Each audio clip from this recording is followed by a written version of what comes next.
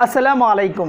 দূরে কিংবা কাছে, দেশে কিংবা প্রবাসে যে অবস্থায় এই মুহূর্তে আমাকে দেখছেন এবং শুনছেন, প্রত্যেককে আমার এই দরবারে জানাচ্ছি সাদর সম্ভাষণ।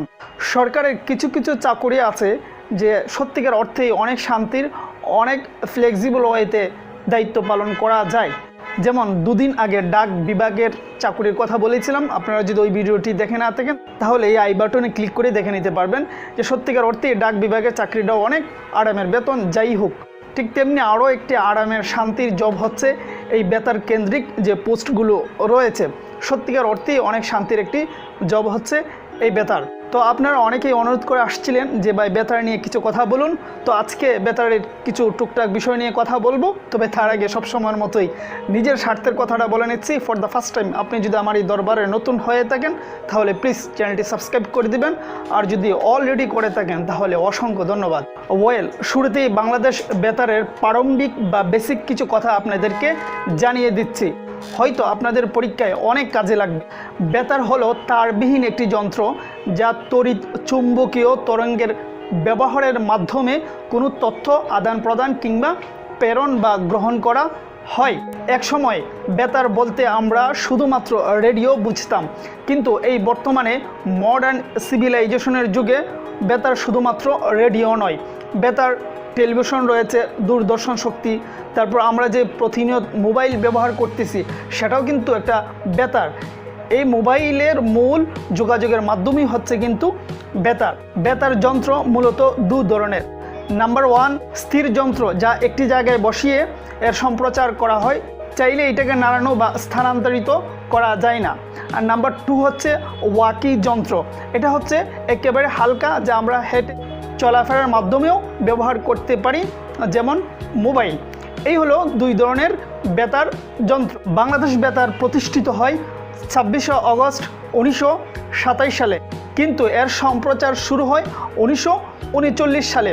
প্রথমে বাংলাদেশ বেতারের অফিস ছিল পুরান ঢাকাতে, তারপর এর একটি অংশ চলে যায় কলকাতায় এবং তারপরে শাহবাগে, এবং পর্যায়ক্রমে বর্তমানে ঢাকার শেরে বাংলাতে রয়েছে বাংলাদেশ বেতারের মূল কেন্দ্র।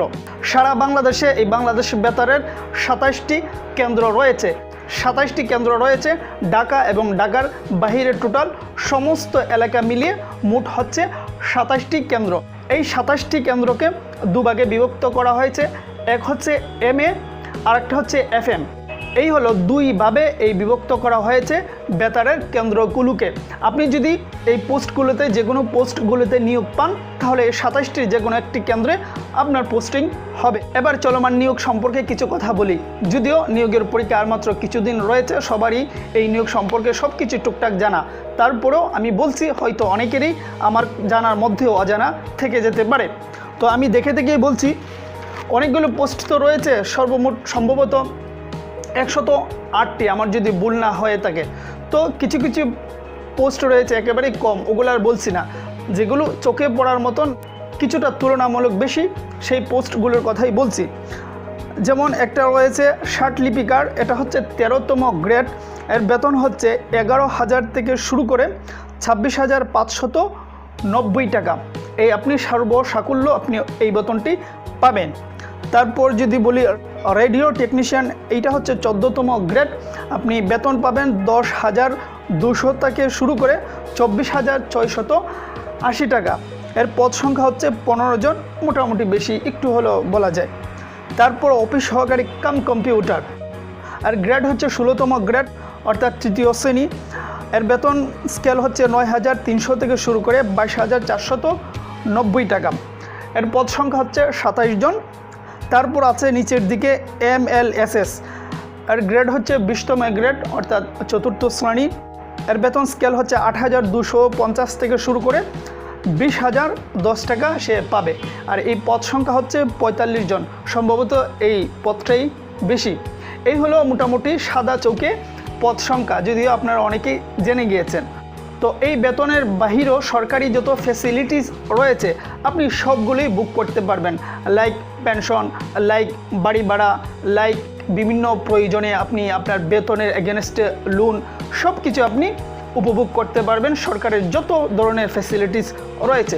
এবার কাজ সম্পর্কে বলি, আর এই প্রত্যেকটি পদেরই মোটামুটি MLS বাদ দিলে বাদ সবগুলি আপনি ইন্টারমিডিয়েট পাস হলেই আপনি আবেদন করতে পারবেন। আর করতে পারবেন কি, সামনে তো আর কয়েকদিন মাত্র পরীক্ষা রয়েছে, আপনারা তো যারা করার অলরেডি করেই দিয়েছে, তো ওই কথাটা বলা আমার যুক্তিসঙ্গত হবে না। তো এই হলো বিষয়। আর MLS তো 8ম শ্রেণী পাস হলেই আপনি আবেদন করতে পারবেন বা করেছেন। এই হলো মোটামুটি আবেদনের বিষয়। এবার এদের কাজ সম্পর্কে বলি। মোটামুটি MLS বাদ দিলে সবার কাজই মোটামুটি অনেকটাই কাছাকাছি পর্যায়ের। যেমন ধরুন লিপিকার কাম কম্পিউটার অথবা কম্পিউটার অপারেটর, এই যে রয়েছে তাদের কাজ কি? তাদের কাজ হচ্ছে অফিসের যত ধরনের টাইপিং কাজ আছে সবগুলি তারা করবে। লাইক ধরুন অফিসের কোনো নোটিশ লিখতে হবে, সেটা তারা টাইপিং করবে। কোনো দস্তাবেজ তৈরি করতে হবে, সেটাও তারা টাইপিং করবে। অফিসের কোনো অফিসিয়াল কাজ, ঊর্ধ্বতন কর্মকর্তার কোনো চিঠি, কোনো আবেদন টাইপিং করতে হবে, সেটাও সে করতে হবে। মানে টাইপিং রিলেটেড যত কাজ রয়েছে সবগুলো লিপিকার বা কম্পিউটার অপারেটর তারাই মিলেমিশে এই কাজগুলো করে থাকে। আর অফিস সহকারী কাজ কি? সে ওই রকমই ফাইলগুলো সাজিয়ে গুছিয়ে রাখবে। সরকারি যে স্টিলের আলমারি রয়েছে ওখানে গুরুত্বপূর্ণ ফাইলগুলো সে তার দায়িত্বে সাজিয়ে রাখবে এবং ঊর্ধ্বতন কর্মকর্তা যিনি থাকবেন তার ডাকের জন্য সে তীর্থের কাকের মতো চেয়ে থাকবে। ওনার সব কাগজপত্র এগিয়ে দেবে, এটা সেটা, গ্লাসে পানি দিবে, চা দিবে। তারপর কোনো কাজে বাইরে যেতে হলে সেটাও করবে। অফিসের যত ধরনের টুকটাক কাজ আছে অফিস সহকারী ওগুলা করবে। নামই তো অফিস সহকারী, অর্থাৎ অফিসের যত কাজ আছে সেগুলা করবে। এবং অফিসে সাধারণত সবার আগে তাদেরকে আসতে হয় এবং সবার শেষে অনেকটা সময় যেতে হয়। আর MLS-এর কথা যদি বলি, সে পরিষ্কার পরিচ্ছন্ন করে রাখবে, অফিসের দরজা জানালা বন্ধ করবে, সবার পরে যাবে, আবার সবার আগে অফিসে প্রবেশ করে এই দরজা জানালাগুলো খুলবে, টেবিলগুলো মুছবে, একটু সাজিয়ে গুছিয়ে রাখবে। এই হলো মোটামুটি কাজের ধরন। এবার বলি প্রমোশনের কথা। হ্যাঁ, এই জায়গায় তো প্রমোশন হবে, 3য় শ্রেণীর জবের প্রমোশন তো হই। আপনি যদি অনেকটা সময় সার্ভিস দেন, একটা সময় আপনি প্রমোশনের খাতায় উঠে যাবেন। আর বাংলাদেশ তো তেল মারার জায়গা, আপনি ঠিকঠাক মতো জায়গা মতো তেল মারতে পারলে প্রমোশন না হওয়ার কোনো ধরনের কারণ নেই। এইবার বলি, সামনে তো আর কিছুদিন মাত্র রয়েছে পরীক্ষার, তো এই পরীক্ষায় কি পড়বেন?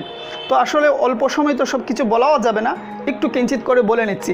আপনারা যেহেতু 3য় এবং 4র্থ শ্রেণীর, তো সেক্ষেত্রে একেবারে বেসিক জিনিস পড়বেন।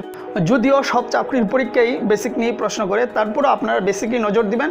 যেমন বাংলার কথা যদি বলি, বাংলায় পড়বেন ভাষা, বর্ণ, ধ্বনি, শব্দ সমষ্টি, এই যে একেবারে বেসিক ধ্বনি, বর্ণ, এই যে রয়েছে না শব্দ, বাক্য, এগুলো বেশি করে পড়বেন।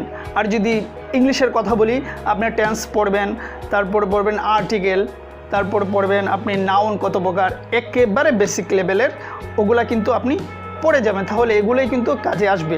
আর পরীক্ষার ধরন যদি বলেন যে প্রিলিমিনারি রিটেন হবে, তো সেক্ষেত্রে বলবো যেহেতু সরকার একটি প্রজ্ঞাপন মাত্র কিছুদিন আগে শুরু হলো, তো জানি না সেটা তারা অনুসরণ করবে কিনা। আসলে এই বিষয়টা তো নতুন, এখনও সবার মাঝে এটা প্র্যাকটিস শুরু হয় নাই। সরকারে কোন কোন মন্ত্রণালয় অনুসরণ করবে, এখনও হয়তো অনেক মন্ত্রণালয় ওইটা প্র্যাকটিস শুরু করে নাই। সো সব মিলে আসলে শিওর করা বলা যাচ্ছে না। তবে সাধারণ জ্ঞান বলছে হ্যাঁ, হয়তো লিখিত পরীক্ষা বা প্রিলির মিক্সড কিছু একটা হবে। তো যাই হোক, আপনি আপনার মতন প্রস্তুতি নেন, তাহলেই হয়। প্রিলি হোক আর লিখিত হোক, তাতে কি আসে যায়। এই হলো মোটামুটি বিষয়। তো সব মিলে আমার কাছে মনে হচ্ছে যে বেতার আপনার একটা ভালো জায়গা হতে পারে। এই জায়গায় এত কাজের চাপ নেই, ওই যে বললাম আরামসে এখানে আপনি দায়িত্ব পালন করতে পারবেন। কারণ বেতার এমন একটি জায়গা, ওই জায়গায় তো সাধারণ মানুষের কোনো যাতায়াত নেই বা সাধারণ মানুষ কেন্দ্রিক কোনো কাজ নেই। সো সব মিলে আমার কাছে মনে হচ্ছে এই একটি ভালো জব হতে পারে, আপনি এই জায়গায় চেষ্টা করতে পারেন। যদি হয়ে যায় তাহলে আলহামদুলিল্লাহ, এবং আমার মনে হয় এই জায়গা থেকে আপনি ব্রাইট একটা ফিউচার তৈরি করতে পারবেন। যাই হোক, এই ছিল আমার কাছে টুকটাক কিছু তথ্য যা আমি দেওয়ার বা বোঝাবার চেষ্টা করেছি। জানি না কতটুকু পেরেছি, তবে আমার চেষ্টার কোনো ধরনের ত্রুটি ছিল না। আজকের মতো এই জায়গায় দাঁড়িয়ে টেনে দিলাম, আবারও হয়তো অন্য কোনো বিষয় নিয়ে কথা হবে। সেই পর্যন্ত ভালো থাকবেন, সুস্থ থাকবেন। আল্লাহ হাফেজ।